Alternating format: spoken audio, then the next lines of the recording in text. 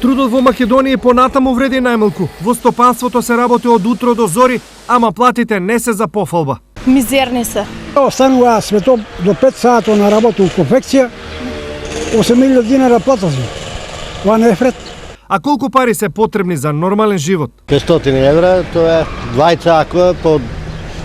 двајца ако се запослени, по испод 20.000 не би требало да биде. Испод 30.000 динара, мислам, за една фамилија. Скромно да помине, не е така добро. Но плата поголема од 30.000 во регионот земаат одвај околу 1000 вработени. Поради ова младите се почесто си заминуваат. Затоа се приморани луѓето, значи да си водат бугарски пасоши и најпросто кажано да си го барат левот на друго место. Од тука нема добар живот. Нема услови за живење. Во источниот регион во моментов има 12.000 невработени и добар дел од нив со едната нога веќе се во друга земја. Освен што за сите нема работа, причина за збогум на земјата се и ниските плати.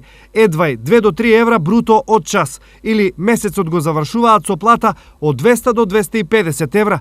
Предизвикот големи пари за Европа и натаму е број 1 за повеќе од половината иселени. Земаме некаде по 1400 евра, по 1300, така да добро сме ситуирани. Во Италија давани бенефиции и работиме таму на земјоделие, па горе половин источни дел на Македонија е таму. И така да заработувачка има. Добри работни места со подобри заработувачки, јас се разбира секако дека ќе се вратам во оваа држава. Како тука што е дома, нигде не може да биде на друго место. За илустрација, еве како изгледаат бруто цените по работен час во некои европски земји.